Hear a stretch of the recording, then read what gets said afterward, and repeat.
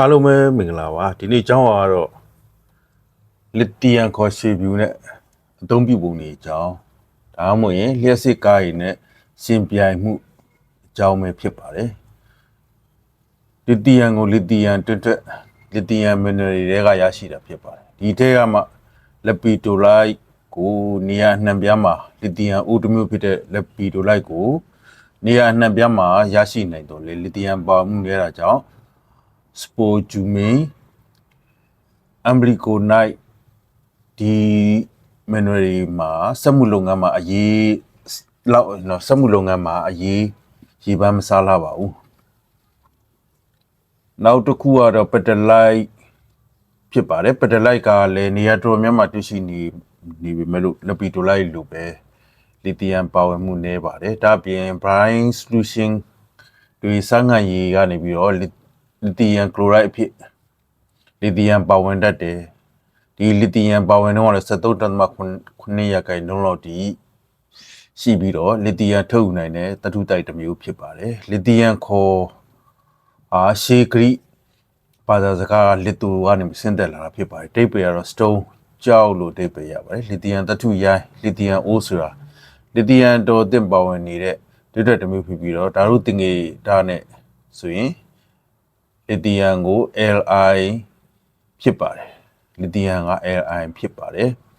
ပုံငွေရောင်ဖြစ်တဲ့သတ္တုတစ်မျိုးပြီးပြီးရေမာပြုံဝင်လေတာကြောင့်ရေမာပြုံဝင်လေတဲ့နောက်တစ်ခုကတော့အပေါ်ဆုံးသတ္တုတစ်မျိုးလည်းဖြစ်တယ်အကာလီဒီသတ္တုတစ်မျိုးလည်းဖြစ်ပါတယ်လက်စစ်ဓာတ်စွမ်းအင်အလားအလာအီလက်ထရိုကက်မီကယ်ပိုတန်ရှယ်မြင့်တဲ့သတ္တုတစ်မျိုးလည်းဖြစ်ပါတယ်လစ်သီယမ်ကိုရှေဗျူလို့ဆိုပြီးတော့အနောက်တိုင်းနိုင်ငံတွေကနေတင်စားခေါ်ကြတယ်အကြောင်းကတော့လစ်သီယမ်ရဲ့အရာဝငွေပြောင်းရှိခြင်းနဲ့လစ်သီယမ်ရဲ့ညံ့တဲ့တန်မိုးတွေကြောင့်လည်းဆိုပါတယ်လစ်သီယမ်မန်နွယ်ရဆိုရင်လစ်သီယမ်တပ်ပေါင်းများလစ်သီယမ်မန်နွယ်များလစ်သီယမ်တပ်ပေါင်းတွေဆိုဒုတိယကမ္ဘာစစ်ပြီးတဲ့နောက်ပိုင်းတွေမှာစီရေးနဲ့ရပ်ဘက်ဆိုင်ရာလုပ်ငန်းတွေအလွန်မင်းရေးပါလာတော့တွေ့ရပါတယ်လစ်သီယမ်ကိုနျူကလ িয়ার ပေါင်းစပ်မှုနျူကလ িয়ার ဖီရှင်တော့ဂျာကန်အနေဖြင့်အသုံးပြုကြတယ်နောက်တစ်ခုကတော့လစ်သီယမ်တပ်ပေါင်းတွေကိုဒုံးမြန်လောင်စာတော်များမှာလည်းအသုံးပြုလာကြတယ်နျူကလ িয়ার နယ်ပယ်နဲ့ဒုံးမြန်ကဏ္ဍအပြင်လစ်သီယမ်ကိုဓာတုဗေဒဆိုင်ရာအသုံးများအနေနဲ့ချောစီလုပ်ငန်းကျူရဲလုပ်ငန်းရေကတတာအကာလိုင်းဘက်ထရီအယောင်ချွတ်လုပ်ငန်းနဲ့ဒီလိုဗီတာမင် A နောက်တခြားဘက်ထရီလုပ်ငန်းများမှာအများပတ်သုံးစွဲလာကြပါတယ်2019ခုနှစ်လောက်ကစပြီးတော့တရုတ်နိုင်ငံလစ်သီယမ်ဘက်ထရီပစ္စည်းတွေအတွက်လစ်သီယမ်ကာဗွန်နိတ်ကိုတိုးမြင့်ထုတ်လုပ်လာတယ်လို့လစ်သီယမ်ဟိုက်ဒရိုဆိုက်အနှစ်ကွန်စန်ထရိတ်ကိုအသုံးပြုပြီးတော့စပိုဂျူရင်းအသုံးပြုပြီးစပိုဂျူရင်းတွင်းထွက်တွေကနေပြီးအော်စတြေးလျမှာ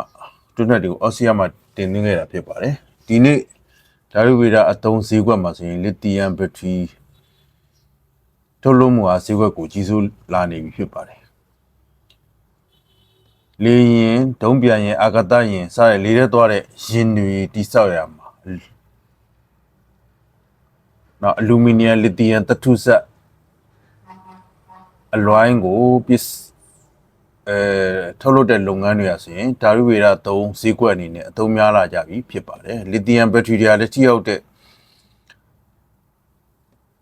အကျိုးရှိတဲ့ပြင်ထိရောက်တဲ့အကျိုးရှိတဲ့ပြင်သုံးစွဲရန်တင့်တော်တဲ့ဈေးနှုန်းတွေနဲ့အသုံးပြုလာနိုင်တာကြောင့်တမျိုးကြဘက်ထရီလုပ်ငန်းတွေမှာလည်းလုပ်ငန်းတွေနေရာမှာရွေးချယ်စရာတူဖြစ်လာပါတယ်အစားထိုးနေရာယူမှုတွေလည်းဖြစ်လာပြီးတော့တူဘော်ထုတ်လုပ်သမျှလစ်သီယမ်တွေရဲ့80%ကျော်ကိုဘက်ထရီလုပ်ငန်းတွေမှာအသုံးပြုလာနေကြပြီဖြစ်ပါတယ်ဘက်ထရီထုတ်လုပ်မှုလုပ်ငန်းကမြင့်တက်လာတဲ့မြတ်လစ်သီယမ်ကိုဖြည့်တင်းပေးဖို့အပြင်လေးချိန်ပေါ်ပါတဲ့သတ္တုစက်တွေဖြစ်တဲ့အလူမီနီယမ်မက်ဂနီဆီယမ်တို့ကိုလစ်သီယမ်နဲ့ပေါင်းစပ်ပေးပြီးတော့လေးချိန်ပေါ်ပါတောင်းနှင်းခိုင်မာတဲ့သတ္တုစက်တွေရရှိဖို့လည်းလိုအပ်လျက်ရှိပါတယ်ယနေ့ခေတ်အသုံးများဆုံးဖြစ်တဲ့အပြန်သွင်းနိုင်တဲ့လစ်သီယမ်အိုင်ယွန်ဘက်ထရီတွေကိုတော့နေရာမျိုးစုံမှာသုံးစွဲလာကြဖြစ်ပါတယ်စမတ်ဖုန်းတက်ဘလက်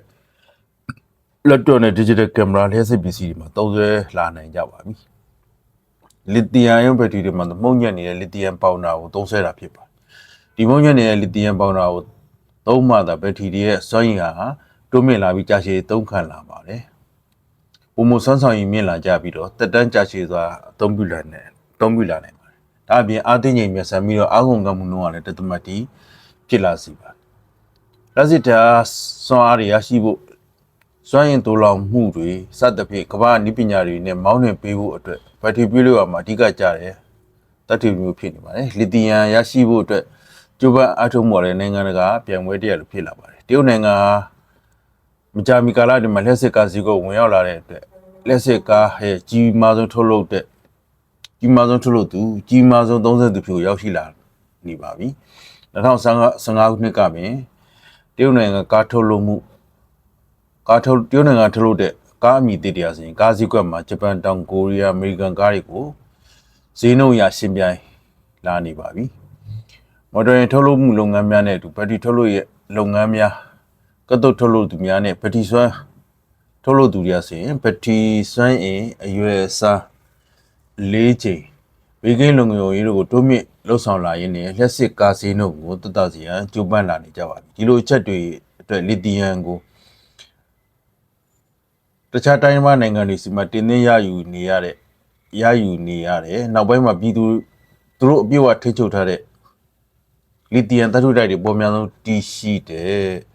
ဒီဘက်ကုန်းမြင့်စီကနေပြီးတော့လီသီယမ်မိုင်းလုပ်ငန်းတွေထူထောင်မှုစတင်လာခဲ့ပြီဖြစ်ပါတယ်ဒီနေရာမှာတရုတ်နိုင်ငံရဲ့လီသီယမ်လိုအပ်ချက်ကို80%လောက်ရရှိ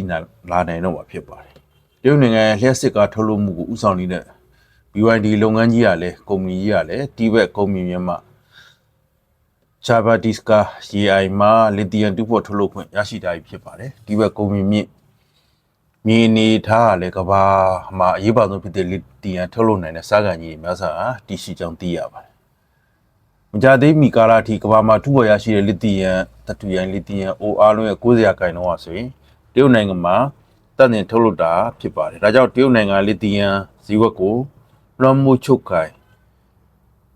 အားရဆိုရင်တော့10စုနှစ်နီးပါးရှိနေပါပြီအမေရိကန်နိုင်ငံအနေဖြင့်လည်းလီသီယမ်နဲ့ပတ်သက်ပြီးလှုပ်ကိုင်နေတာရီဘာရာပြည်နယ်မှာရှိတဲ့လီသီယမ်မိုင်းတစ်ခုရှိနေပါသေးတယ်ကမ္ဘာလီသီယမ်အသုံးပြုနှုန်းရဲ့80%အဆိုရင်ဘက်ထရီလုပ်ငန်းမှာအသုံးပြုနေကြတာဖြစ်ပါတယ်ဆိုတာကိုမျှဝေရင်းနဲ့ညီကုန်းချုပ်လိုက်ပါတယ်အဆုံးထိကြည့်ရှုအားပေးရတဲ့အတွက်အားလုံးကျေးဇူးတင်ပါတယ်